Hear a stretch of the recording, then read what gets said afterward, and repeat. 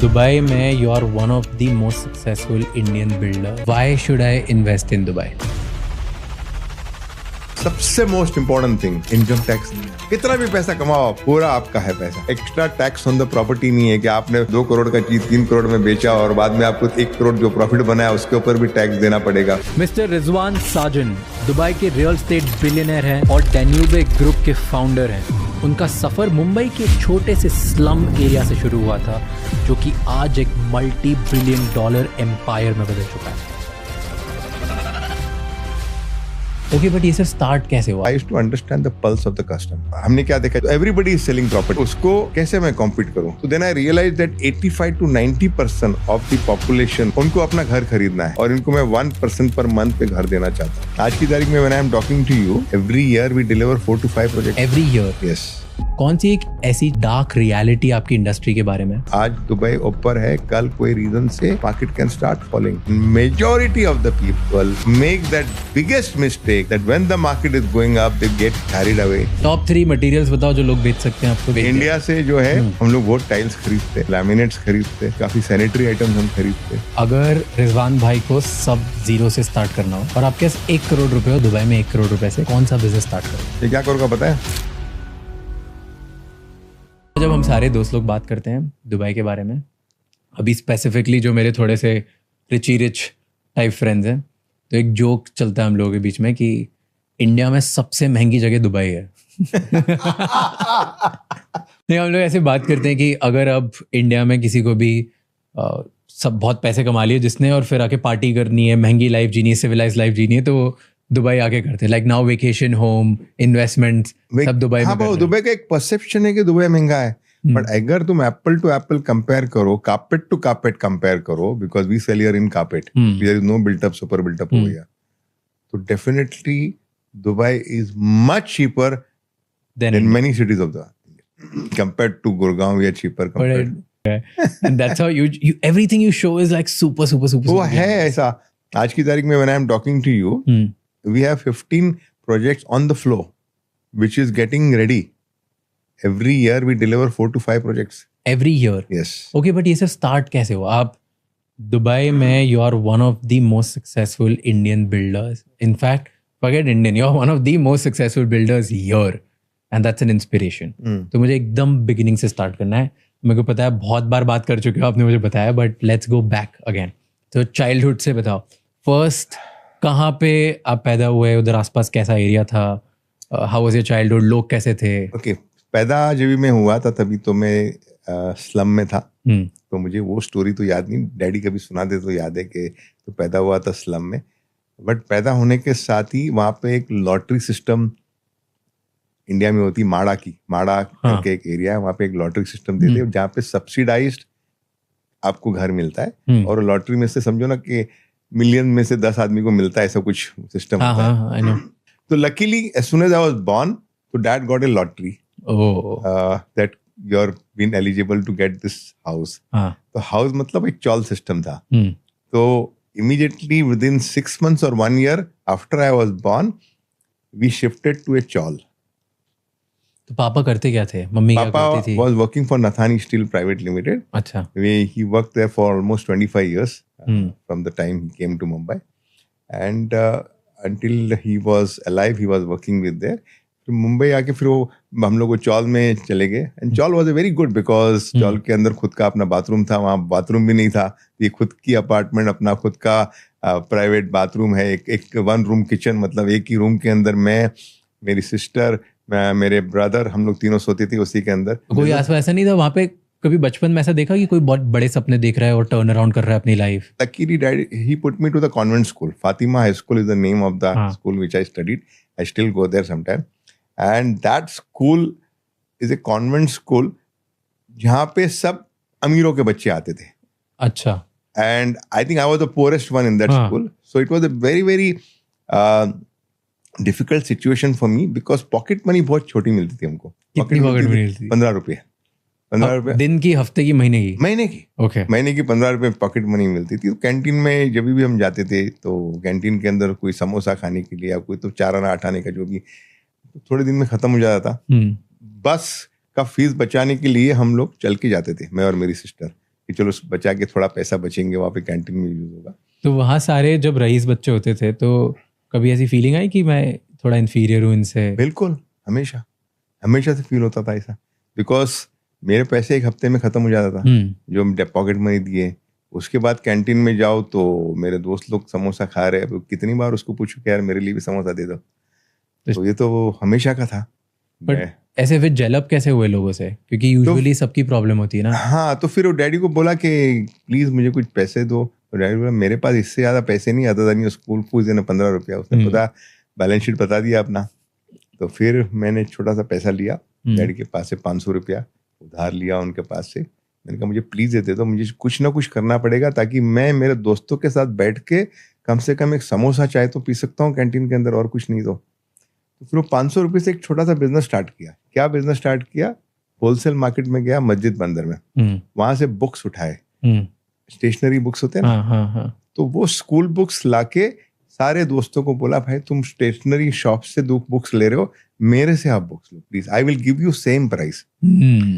तो वो घर पे डिलीवर करके दूंगा तुमको। तो उसमें मुझे 10% 15% मार्जिन मिल जाता था from the wholesale price to the retail price. तो उस करते करते I used to make 75 to 100 rupees pocket money every month, वो स्कूल के स्टेशनरी के टाइम पे। उसके बाद और वापस नेक्स्ट मंथ चाहिए, तो फिर रक्षाबंधन आ जाता था, तो रक्षा राखी बेचता था। उसके बाद फिर दिवाली आती थी, दिवाली के अंदर पटाखे बेचता था, वही बाकड़ा लगा के, जरा छोटा सा एक बाकड़ा लगाया होलसेल मार्केट से लाया, उधर ही बिल्डिंग वाले को सबको एरिया के अंदर उनको देता। मेरा मेन मकसद क्या होता था कि मुझे कमाना है 75 रुपये 100 रुपया जो मैं कैंटीन में खर्च सकूं, और इंस्टेड ऑफ लोगों से मांगने के किसी को चाय पिलाना है तो ये भाई मेरी तरफ से चाय पी तू। और कितने साल के थे वैसे उस टाइम पे? 12 साल। 12 साल। तो 12 साल में ये आइडिया कैसे आया कि मैं होलसेल मार्केट में मजबूरी थी, आइडिया नहीं आया कि मेरे पास मजबूरी थी, मुझे पैसा कमाना था। और प्रॉब्ली वो इनबॉर्न क्वालिटी थी। I would always say business करने के लिए सब कुछ होना चाहिए, इनबॉर्न क्वालिटी होनी चाहिए कि कैसे पैसा बनाओ। तो मैं चलो चलते हैं। एंड फिर इसके बाद नेक्स्ट क्या किया? तो ये तो चलता रहा, 100 रुपए से 100 रुपए के लिए 100-150 रुपए के लिए काम करता रहा। फिर एक टाइम ऐसा भी आया कि कुछ भी नहीं था सीजन, ना फटाके का सीजन, ना रक्षाबंधन, ना कुछ भी। तो अभी पैसा तो चाहिए, तो दूध बेचा। अच्छा चल रहा था वहां पे, 150 रुपया सैलरी के लिए काम कर रहा था वहां पे। और पहले महीने तो पूरा पैसा मिला। 27th of सितंबर मुझे याद है, उस दिन एक डिलीवरी करने गया मैं दूध। वहां पे एक हमेशा से एक मोटी सी औरत आके दूध लेती थी मेरे पास से, और मुझे हिसाब मिल जाता था कि इसने 2 लीटर लिया या 1 लीटर लिया। अभी उस दिन मोटी सी लड़की नहीं आई, एक मेरी जो फ्रेंड जिसको मैं डेट करता था, मतलब कॉलेज में, I was almost 15 years old, तो जिसके साथ में चाय में घूमने जाते थे हम लोग, फिरने जाते थे, तो गर्लफ्रेंड टाइप बोल सकते हो उसको, पहला क्रश। तो उसने दरवाजा खोला और उसने मुझे देखा, और she was shocked of course, and I was shocked के यू। तो मैंने कहा, मुंह लटक गया, मैंने कहा मैं, आई डिडंट न्यू के you are staying in this apartment, I am sorry. तो उसने दूध लिया और दरवाजा ढम करके बैंग कर दिया मुंह पे। शॉक्ड कंप्लीटली, बिकॉज मुझे लगा ये तो बहुत बड़ा प्रॉब्लम हो गया अभी, ये तो मुझे शक्ल भी नहीं देखी कि मेरी, विच वाज द फैक्ट। तो दूध वाले भैया के साथ कौन डेट करेगा। और ये बॉदर नहीं किया कि गर्लफ्रेंड चली गई, कोई भी काम छोटा है या बड़ा है, ये सब चीजें कभी बॉदर करी? ऑफ कोर्स, डेफिनेटली गर्लफ्रेंड चली गई तो थोड़ा सा बॉदर तो हुआ, बट ठीक है, that was a part of life. दूसरी आ जाएगी, पैसे होंगे तो। अच्छा। ये 14 साल में ही सोच लिया था। ऐसा होता है? होता है। पैसे होएगा तो फिर चाय पिलाने किसी को लेके जा सकते हो। पर उसके बाद तो अब ये 14-15 हो गए, राइट? एंड देन 16 में I think you lost your father. Correct. तो क्या हुआ था? तो वो पहले तो सिर्फ 100 रुपए की प्रॉब्लम था कि 100-150 रुपया कमाना है। 16.5 years में डैडी का एक्सीडेंट हो गया, ट्रेन एक्सीडेंट हुआ, तो डैडी उसमें गुजर गया। तो पूरा सोल्यूशन अभी पता नहीं क्या करना, बिकॉज पूरा घर की जिम्मेदारी हमारे पे आ गई। फादर की डेथ होना is at least as for a son, जितने मेरे फ्रेंड्स हैं, मैंने उनसे बात करी है, या आई अंडरस्टूड समथिंग, बहुत स्कैरी मोमेंट है, राइट? और उस टाइम में बहुत चीज़ें टफ हो जाती है। सबसे टफ क्या था आपके लिए उस पॉइंट पे? फादर की जब डेथ हुई थी ना, ये बात मैंने किसी इंटरव्यू में नहीं बोला है। Daddy was very discipline person के ऑफिस से घर और घर से office, and that was his life. objectives in life. तो not daddy not coming to the house is not heard of like. तो पुलिस स्टेशन में गए, वहाँ कंप्लेन लिखाई, एक दिन तक कुछ पता नहीं चला। फिर वहाँ से एक फ़ोन आया पुलिस स्टेशन से कि can you please come and identify if this the person is your dad. तो पूरे एकदम that time it was like how do you identify, इसे यहाँ पे जहाँ से तुम्हारे डैडी आते हैं और उस स्टेशन के बीच में एक एक्सीडेंट हुआ है, तो वहाँ पे कुछ लोगों की मौत हुई है, and we want you to see if your dad is in that. So at the age of 16.5 I was taken in to morgue. You can imagine the situation I went through. Father के death के बाद क्या लोगों का attitude change होता है आपकी तरफ? बहुत बड़ा एटीट्यूड चेंज हो गया था मुझे, मतलब कि क्या डिफरेंस देखा आपने कि जब फादर होते हैं वैसे? you depend on your relatives to help you. कि जब भी आपको तकलीफ नहीं आएंगे तो सबसे पहले you look on your relatives के कौन हेल्प करेगा, and you'll be surprised कि कोई हेल्प नहीं करता है उस टाइम पे। एंड मेरे साथ ऐसा हुआ, सब ने आंखें फेर ली कि Rizwan yes we are with you, and कोई ज़रूरत पड़े तो बताना, बस इतना सा खाली एक हौसला दिया था। बट किसी ने आके ये नहीं बोला कि बेटा तेरे घर पे राशन नहीं है तो मैं राशन तुझे डाल के दूँ। तो आप गए किसी से मांगने, बोला कि राशन दो? हाँ, एक अंकल के पास गया था। क्या हुआ फिर? तो उसने आधा महीने का राशन दे दिया, तो बोले बेटा इतना ही संभाल, बाकी तू तेरा कर ले। किसी ने हेल्प नहीं करी? हेल्प नहीं किया किसी ने। एंड जब फादर होते हैं तब सब हेल्प करने की?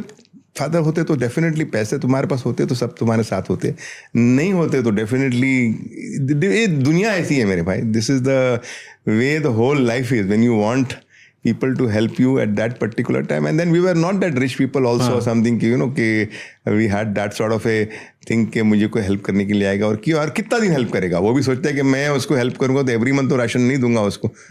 तो वो अच्छा मुझे सबक सीखने मिला, because that particular situation help me to get more stronger कि यार मुझे कोई हेल्प नहीं करना है, जो भी करना है मुझे ही करना है, and I have to make it happen.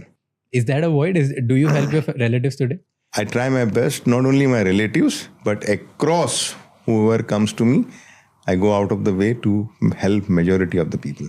क्योंकि ऐसा इंसिडेंट होता है तो यूजुअली लोग यहाँ तो दो वे में जा सकते हैं। जैसे एक है कि मैं बहुत हेल्प करूँगा क्योंकि मेरे को किसी ने हेल्प नहीं करी, और दूसरा है कि मुझे किसी ने नहीं करी तो मैं किसी की भी नहीं करूँ। नहीं, उल्टा मुझे लगा कि नहीं, मुझे हेल्प नहीं मिला तो काफ़ी लोगों को हेल्प की ज़रूरत होती है, तो हो सकता है उतनी मैं कोशिश पूरी करता हूँ कि मैक्सिमम लोगों को मैं हेल्प करूं, और करते रहता हूं मैं जहाँ पे भी मौका मिलेगा। आई डोंट से कि I fulfil all there demands, but mostly educational demands होती हैं जहाँ पे किसी को पढ़ाई करनी है तो आउट ऑफ द वे जाके सिखाता हूँ उसको। तो जिस कंपनी में डैडी काम करते थे उन्होंने मुझे बुलाया, वो अंकल ने मुझे बुलाया कि तू क्या करेगा बेटा, बिकॉज 25 साल वहाँ पे दिया। तो मुझे बोला मुझे भी पता ही नहीं अंकल। तो उन्होंने मुझे जॉब दे दी। ओके। छोटी सी जॉब दी जिसमें पहली सैलरी मुझे 1500 रुपये दिया, 1500 रुपये दिया। And then I wrote to my uncle in Kuwait कि मुझे एक जॉब दे दो। जॉब दिया अंकल ने, तो मैं कमा रहा था वहाँ पे 6000 रुपया, अंकल ने दिया 18000 रुपये की जॉब, तो मेरी तो लॉटरी निकल गई। इमीडिएटली नेक्स्ट फ्लाइट में मैं वहाँ पहुँच गया।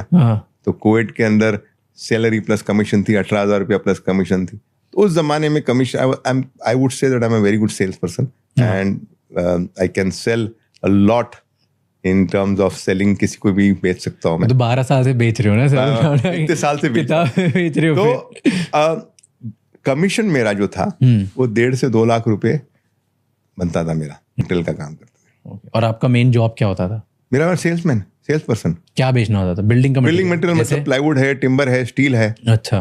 तो डिफिकल्ट से डिफिकल्ट कस्टमर जो था वो बॉस मुझे बोलते थे कि इसको क्रैक करके आ, ये नहीं क्रैक हो रहा है। हाँ, बस वो कस्टमर से रिलेशन बनाना, माल बेचना, मतलब सबसे इंपॉर्टेंट चीज माल बेचने के लिए क्या, you have to make that relation with the customer, and if you are able to make that and build that confidence of the customers, जिंदगी भर आप बेच पाओगे उसको। तो अब कुवैत पहुंच गए, कुवैत में बढ़िया सेल्समैन बन गए, 1.5 से 2 लाख रुपए आपकी कमीशन बनी, तो बढ़िया पैसे कमा रहे थे उस जमाने के लिए। तो जो 6000 से 1.5 लाख रुपए पहुंच गए, तो you must be feeling like king at that time. King मतलब ऐसा किंग था कि पूछो नहीं, लाइफस्टाइल एकदम बदल गई थी। क्या बदला? उस जमाने के अंदर पजेरो चला रहा था मैं। उस जमाने के अंदर घर लिया था, स्विमिंग पूल वाला घर, मतलब कंपाउंड के अंदर स्विमिंग पूल, और मेड घर के अंदर रखी हुई, कुवैत में? कुवैत के अंदर 6 बजे में इसे रिजवान गेट अप,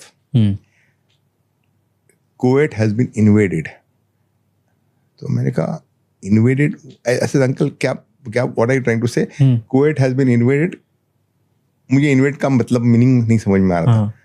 मतलब कि Kuwait has been taken away by Iraq.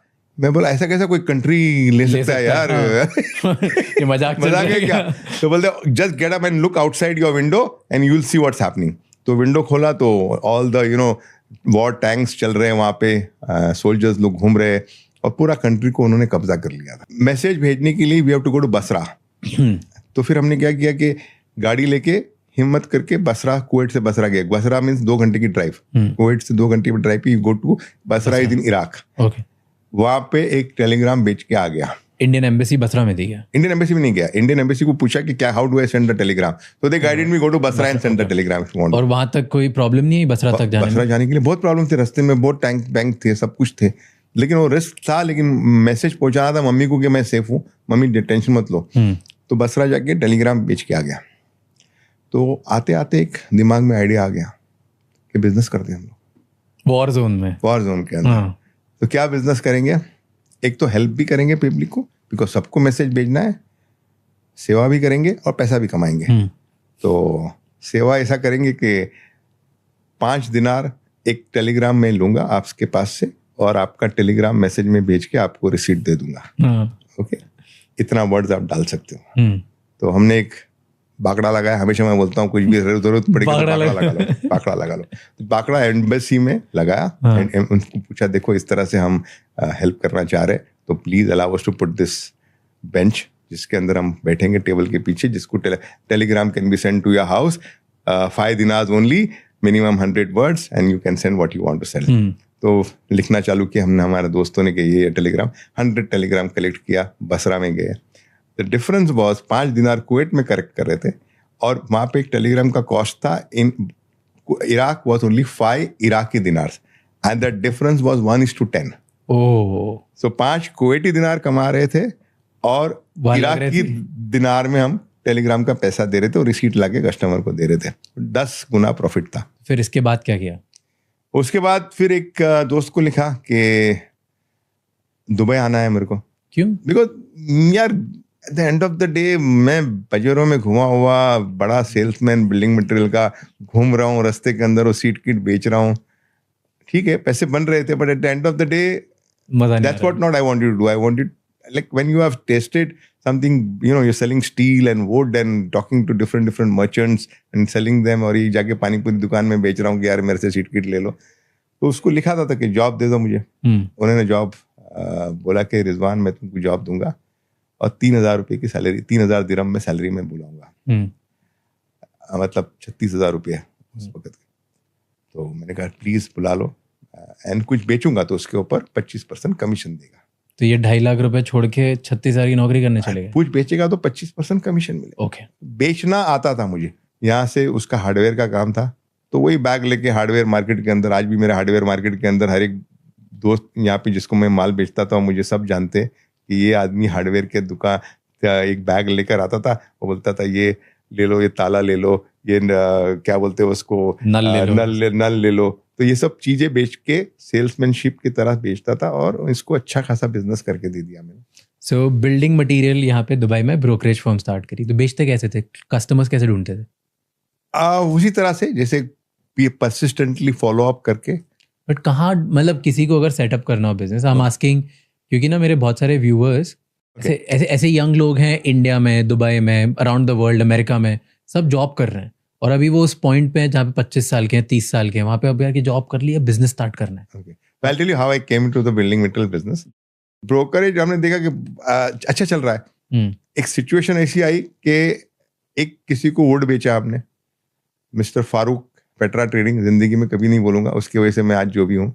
उसको हमने वुड बेचा कुछ $200,000 का, और वो बीच वुड जिसका नाम है वो पोर्ट में आ गया। पोर्ट में आ गया तो फिर उसके बाद फंगस था उसके अंदर। तो मुझे वो मिस्टर फारूक ने फोन किया पोर्ट से, तो मैं बोला मुझे क्यों बुला रहा है भाई, तो क्या ऐसा तो क्या हो गया? बोलता है you told me this company good and the wood is good and you are liar and this. तो मैं भाग के गया पोर्ट में, तो मैंने देखा पोर्ट में उसका वुड आया था उसका, तो मैं बोला mister Farooq, this wood is good only because of the fungus, there is because the moisture the fungus has come in the wood. And उसको मैंने साफ करके दिखाया कि देख, if you remove this by the brush the fungus, the wood is very good. तो वो मानने को रेडी नहीं है। 50% पे माना हूँ। बाहर आए हम लोग, मैं और मेरा सप्लायर, मैंने कहा देख ये जुल्म कर रहा है अपने पे, माल अपना खराब नहीं, तुमको भी पता है मुझे भी पता है, ये बस खाली एडवांटेज ले रहा है सिचुएशन का। तो बोले क्या सोल्यूशन है अपने पास? सप्लायर को भी जानता था, मैं काफी टाइम से कोविड में माल बेचता था उसका। बोला सोल्यूशन एक ही है, ये मटेरियल तो मुझे कंसाइनमेंट पे दे दे। कंसाइनमेंट मतलब आप मुझे दोगे फ्री में, मैं बेच के तुमको वापस करूंगा। $2 लाख का माल। रिजवान साजन ने नया नया बिजनेस स्टार्ट किया है, या तो $1 लाख ले ले और तू निकल, या तो $2 लाख का दे, मुझे सिर्फ 10% डिस्काउंट चाहिए मुझे, मतलब तुझे मैं $1,80,000 वापस करूंगा। तो सप्लायर को समहाउ लगा कि नहीं यार ये रिजवान कहाँ भाग के जाएगा मेरा पैसा लेके। उसने मुझे मटेरियल वो कंसाइनमेंट में दे दिया। कंसाइनमेंट मैंने लिया, एक दोस्त को वेयर हाउस को फोन किया कि भैया देख ये कंसाइनमेंट तेरे वेयर हाउस में मुझे 15 दिन रखने दे, मैं थोड़ा सा इसको साफ सफाई करूंगा। उसने बेचारे ने फ्री में मुझे वेयर हाउस यूज करने दिया। शारजा के अंदर वेयर हाउस था। 4-5 पठान को बुलाया, पूरे बंडल्स को खोला, बंडल पूरा साफ सफाई किया ब्रश से, फिर वापस उसको पैक किया एकदम नया नया दुल्हन की तरह, और फिर मार्केट के अंदर लेके गया कि देखो मेरे पास रेडी माल पड़ा हुआ है, ये बीचवुड और ये उसकी क्वालिटी है, ये पिक्चर है। तो वो $2,20,000 में मैंने बेचा। नाइस। मेरा खर्चा जो मैक्सिमम $5,000 आया था, मुझे डिस्काउंट मिला कस्टमर के सप्लायर के पास से 2 लाख वाला $1,80,000 के अंदर। मतलब मेरा कॉस्ट पड़ा $185,000, जो मैंने $2,20,000 में बेचा। तो मुझे प्रॉफिट हुआ $35,000 on that one consignment. Nice. मैंने कहा यार ये तो लॉटरी है, मतलब ब्रोकरेज तो ठीक है, 1-2% का काम है, ये बड़ा माल है, बड़ा मार्जिन वाला काम है। ट्रेडर बन जाओ, लेकिन ट्रेडर बनने के लिए पैसा चाहिए, पैसा मेरे पास नहीं है। एक तो लॉटरी लग गई, चलो ये तो बाय फ्लूक हो गया। फिर मैंने सारे सप्लायर को मैंने लिखा, देखो अगर आपको भरोसा है तो प्लीज मुझे $25,000 $50,000 का माल आप कंसाइनमेंट पे दो, मैं बेच के आपको दूंगा माल। तो बेचारों ने सपोर्ट किया मुझे, एक रिलेशन की वजह से 10 साल में कुवैत में काम करता था उनके साथ। तो उस तरह से मैं ट्रेडर बना, नॉट मिसगाइडिंग देम। एक होता है कि most of the majority of the people जिसको बिजनेस करना है ना, उसको ओवरनाइट सक्सेस पाना है, and that is where they fail. मतलब ओवरनाइट पैसे बनाना है, किसी भी तरह से पैसे बनाना है, बट जो बंदा प्रॉपर सिस्टमेटिक वे से पैसा बनाएगा विदाउट मिसगाइडिंग द बायर और without misguiding the supplier, long way सोच के काम करेगा ना, वो जिंदगी में कभी उसका नुकसान नहीं होगा। पर ट्रेडिंग में सबसे बड़ा एडवांटेज कॉस्ट का नहीं होता कि परचेज करते टाइम आपको सस्ता खरीदना होता है? परचेज राइट टाइम पे, see when you are in the market you know कि ये प्राइस है इसकी, और ये प्राइस पे आपको खरीदना है और ये प्राइस में आप बेच पाओगे। तो सप्लायर आपको सस्ते में क्यों देंगे? क्योंकि आप तो नए हो, पैसे भी एडवांस में नहीं दे रहे हो। मार्केट प्राइस पे देंगे, बिकॉज उसका मैं बाकी माल भी बेच रहा था। This supplier who was giving to me this $25,000 $50,000, उसका मैं बाकी कस्टमर को भी उसका माल बेचता था। तो मुझे सपोर्ट करने के लिए मेरे लिए एक छोटा सा कंसाइनमेंट वो अलग से कंसाइनमेंट में देता था, नाइस, जिसका मैं माल बेच के उसको वापस करता था। और ट्रेडिंग करते करते फिर बैंकों में गया, बैंक में बोला देखो भाई मुझे थोड़ी सी फैसिलिटी देखो, इस तरह से सप्लायर भी मेरे पे ट्रस्ट कर रही है, थोड़ा सा आप भी लोन दे दो। तो $5 लाख का मुझे एक हबीब बैंक एजी ने लोन दिया था। डू यू थिंक आगे बढ़ने के लिए हर किसी को लोन लेना बहुत जरूरी है? आई थिंक अगर आगे बढ़ना है ना तो लोन लेना जरूरी है, बिकॉज अदरवाइज तुम अपने खुद के पैसे से एक मिनिमम बिजनेस कर सकते हो, बट अगर एक्सपांड करना है तो बैंक का सपोर्ट लेना बहुत जरूरी है। बहुत सारे बिजनेसमैन इंडिया में स्पेसिफिकली, जब छोटे बिजनेसमैन से बात करो, आपने भी सुना होगा, वो काफी लोन से क्रेडिट से दूर रहते हैं, उनको डर लगता है कि ये लेना नहीं है, तो आप बढ़ नहीं पाओगे, आगे नहीं बढ़ पाओगे। कभी ऐसा कि नहीं लोन सुनना है? मैंने बहुत सारे लोग बोलते हैं कंजर्वेटिव, नहीं लोन नहीं, इतना में धंधा करना है मुझे, बस वो मैंने 5 मिलियन दिरहम का धंधा करना है, अपने पैसे उसी के अंदर धंधा करना है। लेकिन 5 का अगर आपको 25 करना है तो कैपिटल तो चाहिए ना मेरे भाई, तो लोन नहीं लोगे तो कहाँ से होगा? बट लोग बोलते हैं ना मुझे चैन की नींद सोनी, मुझे नहीं। बहुत कम लोग होंगे ऐसे, होंगे बहुत कम लोग होंगे ऐसे जो उसका ग्रोथ भी उसी तरह से होएगा। कैलकुलेटिव रिस्क लेना ही चाहिए आपको, कैलकुलेटिव रिस्क नहीं लोगे तो आप कहीं नहीं आगे जाते। नहीं, पर हमेशा लोन लेने के पहले या कोई भी बड़ा काम करने से पहले आप हमेशा देख लो कि आपका नुकसान कितना होगा, क्या आप झेल पाओगे कि नहीं। वहां से आप ट्रेडर बने, हाँ, ट्रेडर बनने के बाद इसमें कैसे आए, रियल स्टेट में कैसे आ गए? तो बिल्डिंग मटेरियल का काम किए। बिल्डिंग मटेरियल का काम भी आज ऊपर वाले की दुआ से Danube is the number 1 building material company in the whole of Middle East. Really? So आज भी चलता है काम? हम बहुत बड़ा काम है, मतलब आज मतलब जो बंदे ने स्टार्ट किया था with absolutely zero money, consignment basis के ऊपर से बिल्डिंग मटेरियल का काम किया। Today we are the biggest building material company not in Dubai और UAE, whole of Middle East. Wow, touch wood, God has been kind. Wow. तो वो एक अगर फैक्टर पे कंट्रीब्यूट करना हो आपको कि मेरा बिल्डिंग मटेरियल में नंबर 1 यूएई में या मिडिल ईस्ट में इसलिए बनाओ, किस फैक्टर से बनाओ, कौन सा ऐसा फैक्टर हो? Risk. Risk, I get it.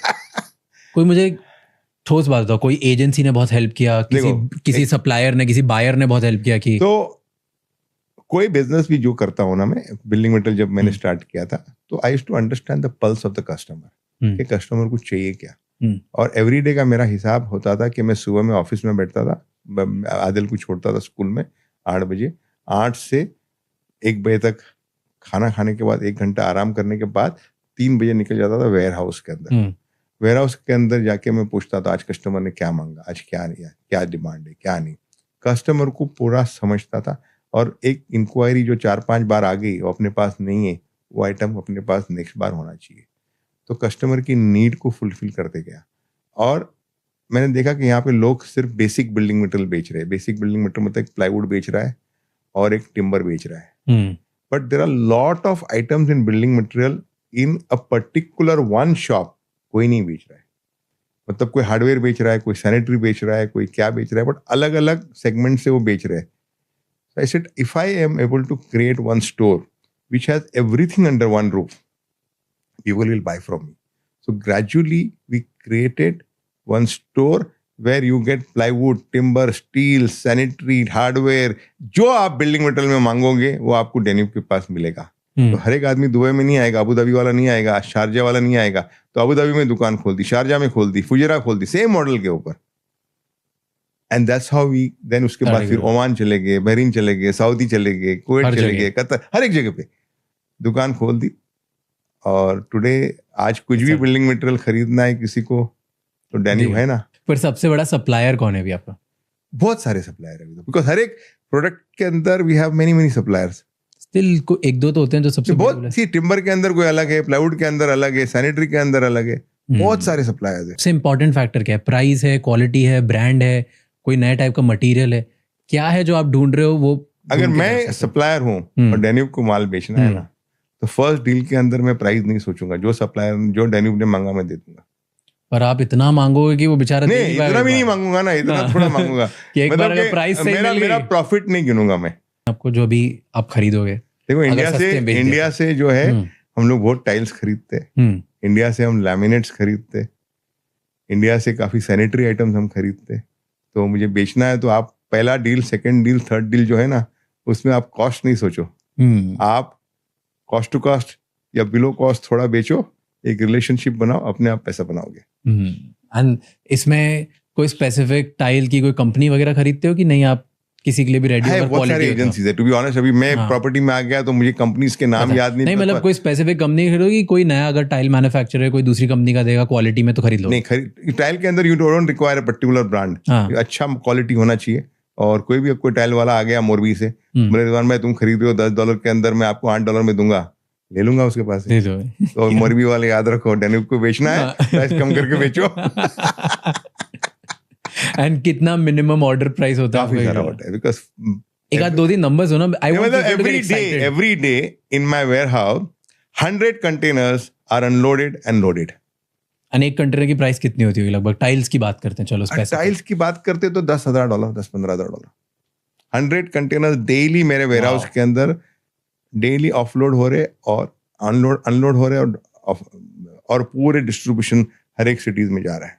And किसी को कनेक्ट करना हो तो कैसे करेंगे? आपको ईमेल लिखें, परचेस मैनेजर, आओ डेन्यूब में जाओ, मुझे भी कनेक्ट कर सकते हो, इंस्टाग्राम में बहुत फेमस हूँ मैं। तो आप थोड़ी एंटरटेन करोगे? नहीं, मैं करता हूँ, मेरे को ऑनेस्ट $1,00,000 की टाइल बेचनी खरीदो नहीं करोगे सर आप? मैं यकीन मानो, I am very active on Instagram and I reply to most of my messages. Of course my secretary helps me in this, secretary has been trained, so she looks at my messages and she knows what to answer. Okay. And then we reply, so that because business में कौन important है कौन नहीं, तो you have to be connected. True.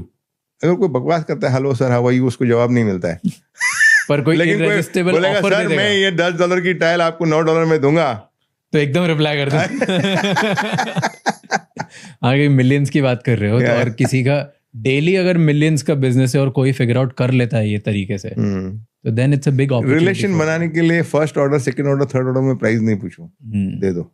And do you think कि आज कोई भी एंटरप्रेन्योर देख रहा है तो इस मार्केट में भी पॉसिबल है कनेक्शन बनाना? क्योंकि इतना कंपटीशन है, इतने बड़े बड़े प्लेयर्स होंगे, इतने आपके कनेक्शन होंगे, इतनी प्राइस पे दे रहे होंगे कि शायद ही कोई नया एंटर कर पाएगा. मैन्युफैक्चरर कर पाएगा. ओके. मैन्युफैक्चरर कर पाएगा if you want to sell to Danube. अच्छा, अगर आप मैन्युफैक्चरर नहीं हो और आप ट्रेडर हो, मतलब ब्रोकर हो, जिस समय मैं ब्रोकर था, तो आप डैन्यूब को नहीं बेच पाओगे. लेकिन डैन्यूब जैसे डैन्यूब के नीचे बहुत छोटे लोग हैं, उनको बेच पाओगे. उसका उतना कनेक्शन नहीं होगा. फेयर.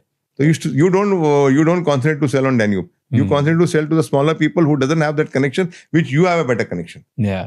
और यहाँ तो कोई स्मार्ट इनफ है और उसको पता है कि उसके गांव में, उसके शहर में, कोई उसकी डिस्ट्रिक्ट में कोई बड़ा टाइल मैन्युफैक्चरर है. हाँ. और वो ये देख नहीं पा रहा है. बिल्कुल. लेकिन तुम देख रहे हो और जो इंसान देख रहा है, देन वो उसके पास जाके प्राइस बोलेगा. और बिकॉज इंडिया में भी बहुत सारे जो है वो लोकली सप्लाई कर रहे हैं. हाँ. उसको आइडिया नहीं है कि बाहर कैसे जाके बेचना. तो फिर ये आपका बिल्डिंग मटेरियल का बिजनेस बना, इधर से पैसे बने और बहुत बड़ा बन गया. फिर वहां से रियल एस्टेट में, फिर वहां से डैन्यूब होम स्टार्ट हुआ. ओके. मतलब उस वक्त क्या होता है कि प्रॉपर्टी लोग खरीद रहे थे, बेच रहे थे, तो देखा कि प्रॉपर्टी खुद का जब खरीद रहे हो तो you require lot of products which is required to interiors बनाने के लिए. मतलब कि अगर आप ये घर के अंदर देख रहे हो तो आपको कारपेट चाहिए, कर्टन चाहिए, वॉल पैनल चाहिए, आपको बाथरूम फिटिंग चाहिए. तो घर जब भी आपको मिल रहा था, तो उस जब आप किराए के रेंट घर पे रहते हो ना, तो आपको फर्निशिंग करने की जरूरत नहीं होती. बट खुद का घर अगर होता है ना, अगर वो बिल्डर ने प्रोवाइड नहीं किया है, तो you want to furnish it. Yes. And you want to furnish it the best. तो हमने कहा कि बिल्डिंग मटेरियल का तो एक स्टोर बनाया कि पूरा एवरीथिंग यू विल गेट. तो उसी तरह से डैन्यूब होम एक स्टोर ऐसा बनाया कि everything in furnishing you get under one roof. That's been managed by my son Adil. तो रिटेल शॉप टाइप बनाया. रिटेल शॉप जैसे आप अगर अमेरिका में घूमे हो तो होम डिपो या B&Q, उसी लेवल पे, उसी बड़ी स्केल पे, उससे छोटे लेवल पे, बट कॉन्सेप्ट वही है. ओके.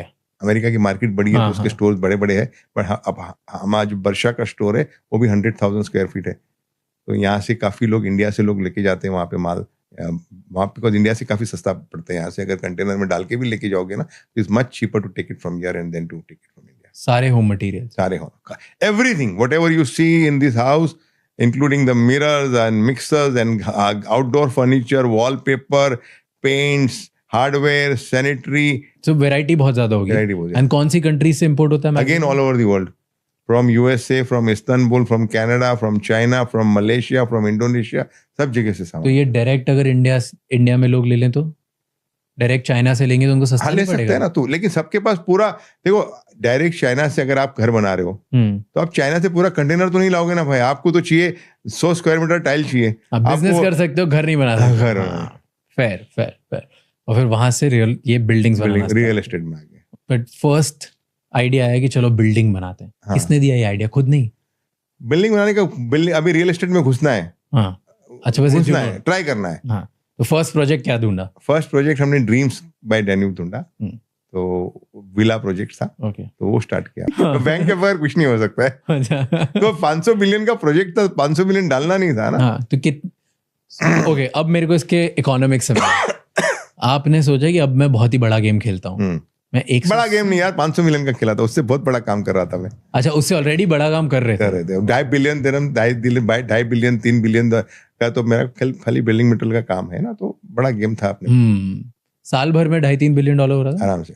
डॉलर की दिरहम्स? दिरहम बिल्डिंग मटेरियल में. फिर 500 मिलियन दिरहम्स का इतनी बड़ी रिस्क नहीं थी. तो 170 विलास बनाने, कौन से एरिया में बनाने, क्यों बनाने हैं, वो स्टडी किया. विलास, हाँ, तो ये कैसे स्टडी तो किया? किसी को अगर ये बातें लोगों, if you are in the market, आप लोगों से बातें करते हो, उससे मिलते हो, डेवलपर से मिलते हो, फिर बात करते हो क्या करना चाहिए. फिर जो मास्टर डेवलपर है उनसे मिला. रिलेशनशिप तो सबके साथ था, बिकॉज बिल्डिंग मटेरियल सबको सप्लाई करता था. उन्होंने बोला कि रिजवान ये प्लॉट है. फिर बैंकों के पास गया कि देखो ये प्लॉट मिल रहा है, मुझे डेवलपमेंट करना है मुझे.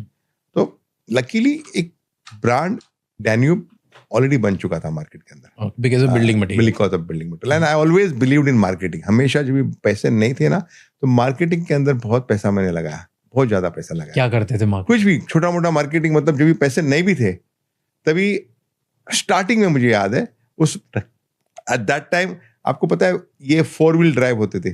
4 व्हील ड्राइव के पीछे एक टायर होता था और टायर मैंने कहा ये मुझे मेरा बिल्डिंग मटेरियल फेमस करना है. तो एक आइडिया आया कि इसके ऊपर हम व्हील कवर लगाएंगे और जिसमें लिखा था Danube building material company. Okay, 1000 tyre print किया हमने. 1000 गाड़ी पूरे शहर के अंदर लेके घूम रही है Danube building material company, Danube building material company पूरे दुबई में, पूरे दुबई के अंदर, पूरे यूएई के अंदर, दुबई, अबू धाबी. तो इसी तरह से दूसरा 1000 प्रिंट किया, तीसरा 1000 प्रिंट किया. तो इस तरह से हमने आपका मार्केटिंग ब्रेन की वजह से आपको लगा कि मैं 170 विलास बेच दूंगा, राइट? बट उससे पहले जैसे लैंड चूज करते हो, अपॉर्चुनिटी चूज करते हो, कोई नया बिल्डर अगर देख रहा है या कोई नया इंसान है जिसको यूएई में इन्वेस्ट करना है या वो सोच रहा है मैं इधर बिल्डिंग्स बनाऊंगा या मैं कुछ काम करूंगा, किस रीजन से, कौन से 2-3 फैक्टर्स है जो आप कंसिडर करते हो बिफोर परचेजिंग अ लैंड? या फर्स्ट टाइम जो आपने करा था तब क्या फैक्टर्स आपने कंसिडर किए थे? लोकेशन आप ढूंढो ऐसी जो अच्छी लोकेशन होए. Don't go in a remote location जहाँ पे ऑलरेडी स्कूल्स है, हॉस्पिटल्स है, वहाँ पे मेट्रो स्टेशन है. ऐसी जगह पे आप अपना लोकेशन ढूंढो, वहाँ पे प्लॉट लो, बिल्डिंग बनाओ, जरूर बिकेगी आपकी. पर आज ऐसी लोकेशन अवेलेबल होंगी? बिल्कुल अवेलेबल है. थोड़ा प्राइस महंगा है लेकिन अवेलेबल है. आज भी हैं, देयर आज भी अवेलेबल है opportunities. But do you think that you got first movers advantage? Definitely at that particular time, I wouldn't say I was the first mover, but yes, I was movers. But when I was there, when I entered the market, I was still late because there were lot of competition at that particular time, and that is the reason we had to brainstorm कि how do I fight against this competition. So we came out with this special plan of 1% per month. Because हमने क्या देखा जब हम property business के अंदर आए, everybody is selling property. All these big people who are there, the sharks who are there already before me, and they are selling big properties, 4 million, 5 million, 10 million का villa बेच रहे हो लोग. और उसको कैसे मैं compete करूं?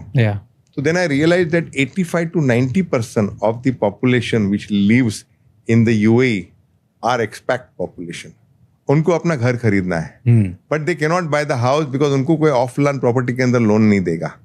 तो उनको कैसे, first is the target market you all establish के तुम इसको घर दोगे. अभी इनको लोन नहीं मिलेगा तो क्या करोगे तुम? तो मैंने बैंकों से बात किया कि देखो मेरा ये प्लान है, मैं एडवांस इनसे लूंगा और इनको मैं 1% पर मंथ पे घर देना चाहता हूँ. तो शुरू में तो बैंक को थोड़ा लगा अजीब के. मैंने उनको समझाया कि देखो आपका इसके अंदर रिस्क नहीं है, बिकॉज मैं 20% डाउन पेमेंट ले रहा हूँ प्लस 1% ले रहा हूँ. तो अगर वो डिफॉल्ट भी कर दिया तो 30-35% उसने मुझे ऑलरेडी दे दिया है. तो रिस्क है थोड़ा सा, but it's not major risk. तो मुझे करने दो. उस बेसिस पे हमने 1 बिल्डिंग लॉन्च की, 2 बिल्डिंग लॉन्च की, पैसा आने लगा. और एडवांटेज क्या है कि with this 1% payment plan I was selling to the expats who wanted to buy their first house. And for them अगर उसने 25% 30% डाल दिया, उसके लिए तो बहुत बड़ी रकम है. तो कहीं से भी वो पैसा लाके देगा और अपना पैसा पूरा करेगा. अगर कोई अमीर आदमी को बेच रहा हूं तो उसके लिए फर्क नहीं पड़ेगा कि 25-30% मेरी एक प्रॉपर्टी में और कहीं कमा लूंगा. लेकिन जो सैलरीड वाला बंदा है जिसने 2 करोड़ की प्रॉपर्टी में 50 लाख रुपए लगा दिए, 60 लाख रुपए, वो कभी वो 50 लाख 60 लाख रुपए जाने नहीं देगा. पहले मुझे बताओ 500 मिलियन दिरहम का प्रोजेक्ट, कितने पैसे अपफ्रंट लगाने पड़ते हैं वो लैंड खरीदने के? अरे यार पूरा धंधा सीख लोगे क्या? प्लॉट खरीदना पड़ा 170 मिलियन का. ओके, और उसमें से 170 अपफ्रंट देना पड़ा? बैंक से मिल गया तुमको. ओके, तो उसमें आपका कितना इन्वेस्टमेंट लगा? 170 बैंक से पूरा मिल गया था. अच्छा, zero investment for zero investment. Wow, because of the building material business. तो ये 170 मिलियन का आपको मिल गया. फिर जैसे मैंने लॉन्च किया, क्रेडिबिलिटी की वजह से विला भी बिक गया 1 महीने के अंदर. सारे विला बेच दिए. डैन्यूब का नाम अल्हम्दुलिल्लाह ऊपर वाले की दुआ से बहुत अच्छा था उस वक्त. आज तो बहुत ही अच्छा है. एक तो क्रेडिबिलिटी थी, सेकेंड थिंग पेमेंट प्लान था और प्राइस फैक्टर था. जो बड़े बड़े विलास बेच रहे थे हम लोगों ने छोटा प्राइस रखा. हमने कितने रुपए का एक विला? 2.5 मिलियन दिरहम का एक विला रखा था. 2.5 मिलियन का कोई नहीं बेच रहा था? कोई नहीं बेच रहा था. एंड 2.5 मिलियन में अपफ्रंट कितना देना पड़ रहा था लोगों को? 20%, 50 लाख. एंड फिर हर महीने 1%? 1%. अगले 5 साल 10 साल 15 साल तक जब तक होगा? कितने 10 ईयर्स के लिए? 7 ईयर्स के लिए।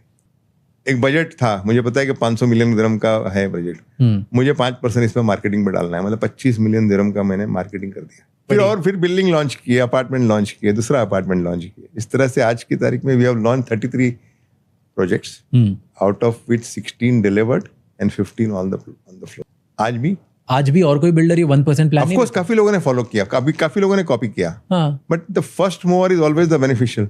जो भी आप पहला काम करो is always you get the benefit. Today I am known as the 1% man, and I marketed myself also as the 1% man of Dubai. And not initially the plan was only to sell in UAE or Dubai.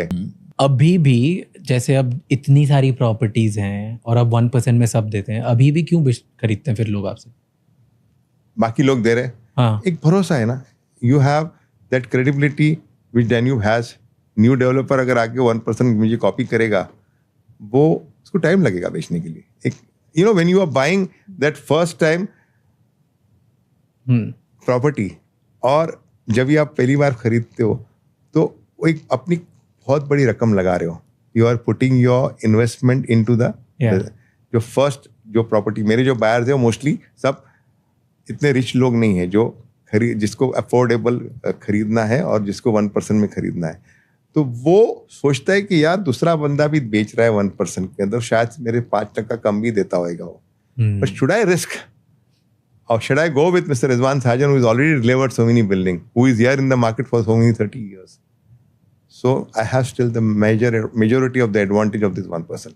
Because of this trust that you have Absolutely. gained. Okay. And 30 years का trust, खाली ये 10 साल का trust नहीं, 30 years से 20 साल से building metal भी बेचते आ रहा हूँ।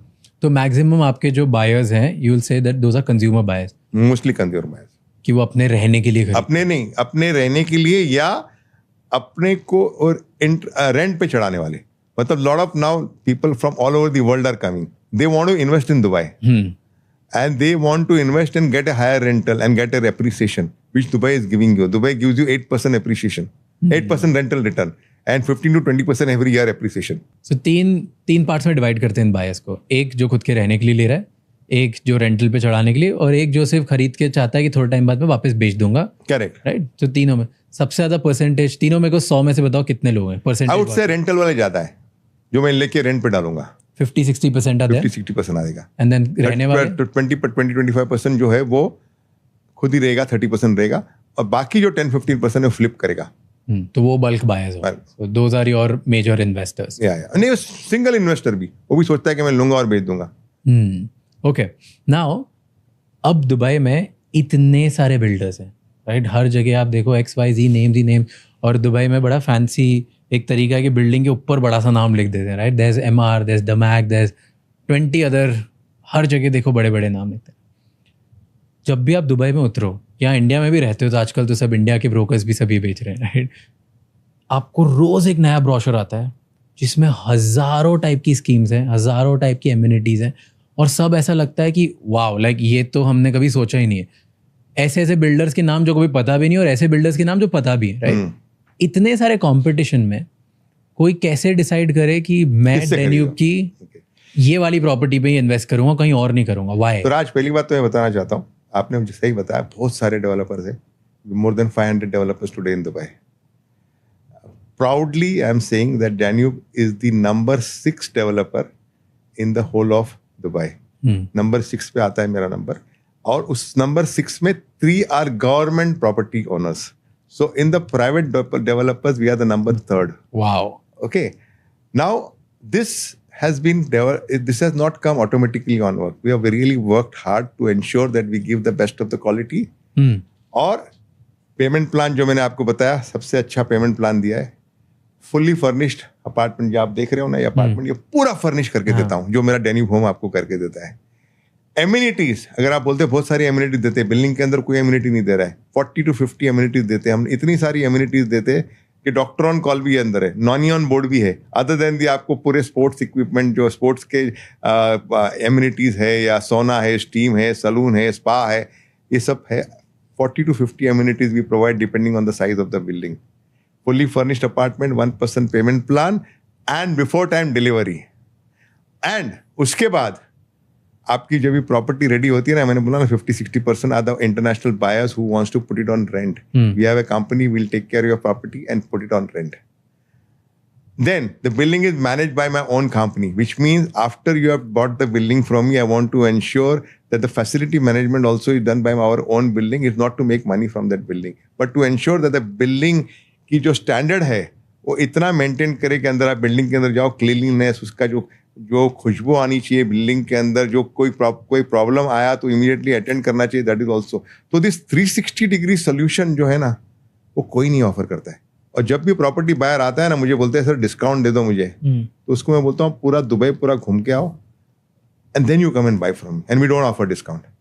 And trust me, people come and buy from me because they know that this man will going to deliver, this man is going to deliver me value, and the property which I will get is going to be the best. And one more thing, after you get all these amenities and furnishing and all that, the rental return which you get on the property which you buy from me is the highest rental return which you get in that area from any other developer.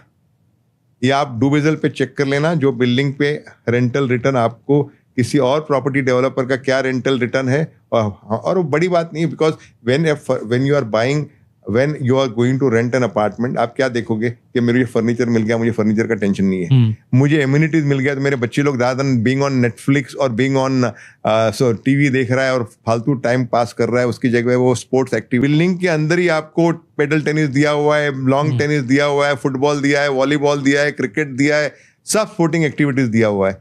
Ladies के लिए भी जो activity चाहिए दे दिया हुआ है. Swimming pool इतने 2-3 type के अलग अलग, जकूजी दिया हुआ है, स्टीम दिया हुआ है. तो इतने सारी एक्टिविटी देने के बाद एक सोचता है यार बंदा, why should I stay in any other building, and that gets the highest rental. But ये और कोई नहीं देता इतनी एमिनिटीज, कोई नहीं देता. एंड ऑल दैट, ये जो एमिनिटीज आप देते हो, secretary, Naini, doctor on call, ये कोई भी नहीं देता. इस प्राइस पे कोई नहीं देता.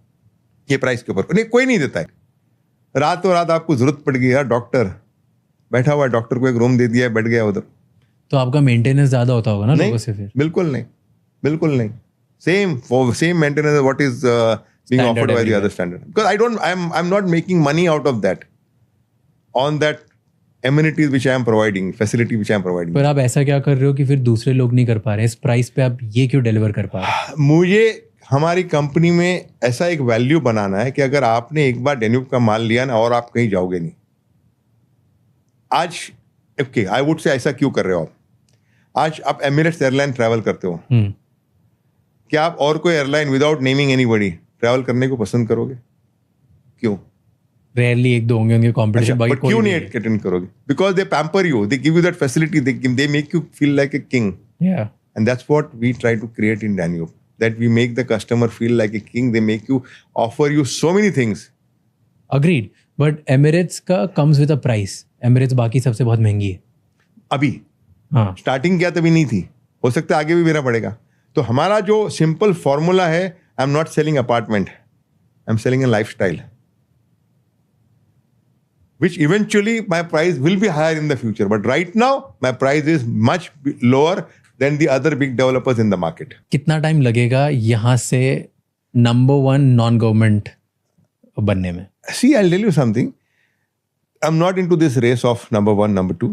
True. Nor I want to be today. I'm a very calculative player that way. Okay, you will say कि यार तुम तो रिस्क लेते हो, you are not a calculative player. I believe in selling, and okay, I'll put it another way. Very calculative player. करने के लिए तो बहुत easy है ये. मैं फटाफट लैंड लेना चालू करूँ और माल बेचना चालू करूँ और number. But I don't want to do that. I want to go at my speed. Make sure I buy a proper plot, sell that plot, put that on construction, deliver before time, and move forward. Now there are 2 ways of doing this business. Either you धड़ाधड़ project launch लेते जाओ, करते जाओ और माल बेचते जाओ और project चलते जाएगा. उसके अंदर 2 चीज सिनारी में हो सकती है.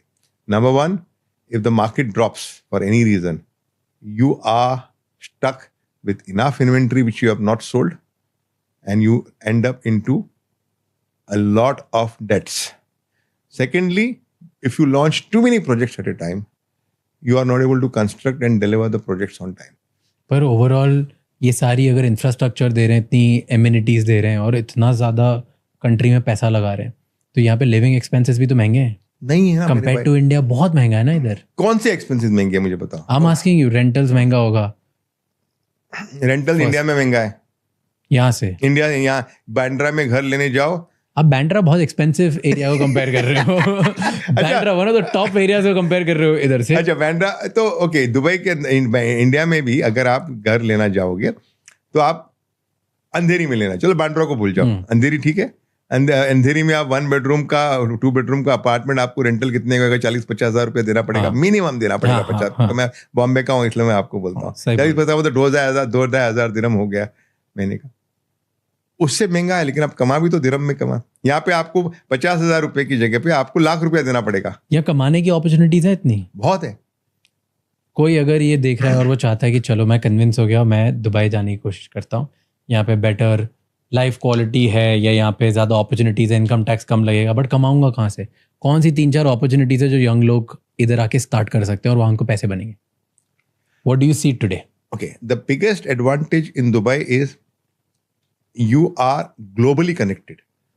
तो अगर आपको कुछ सामान बेचना है यहाँ पे तो आप सिर्फ दुबई में नहीं बेच रहे हो। जैसे मैं आज प्रॉपर्टी बेच रहा हूँ, पहले मैंने स्टार्ट किया सिर्फ दुबई को बेचूंगा, but today the whole world is buying from me. 190 countries of the people are buying from me. तो अगर आप मोबाइल फोन भी बेचना है तो आप मोबाइल फोन पूरी दुनिया में बेच सकोगे। जूता बेचना है तो पूरी दुनिया के लोग आपके। रेस्टोरेंट चालू करोगे, फॉर एग्जाम्पल आप रेस्टोरेंट बिजनेस स्टार्ट कर रहे हो यहाँ पे, आप रेस्टोरेंट में जगह नहीं मिलती आपको। कल मैं जुमा में रेस्टोरेंट में गया था खाना खाने के लिए, वहाँ टेबल नहीं मिला, पहचान था तो टेबल मुझे मिल गया, but otherwise on a weekday जुमा के अंदर नो कुछ एग्जीबिशन चल रहा है, कुछ नहीं चल रहा है। इतने लोग यहाँ पे आते दुनिया भर के जो एक रेस्टोरेंट के अंदर जाना थे, मॉल शॉपिंग मॉल्स के अंदर इतने लोग आते शॉपिंग करने के लिए। तो जो भी आप बिजनेस करना चाह रहे हो, you are connecting to the whole world, the buying power is very good over here. अगर रिजवान भाई को सब जीरो से स्टार्ट करना हो और आपके पास 1 करोड़ रुपए हो, दुबई आप लेके आओ और दुबई में 1 करोड़ रुपए से कौन सा बिजनेस स्टार्ट करोगे? 1 करोड़ रुपया है मेरे पास, ये क्या करूँगा पता है? सबसे सिंपल, एक दुकान खोलूंगा और प्रॉपर्टी बेचूंगा ब्रोकरेज में।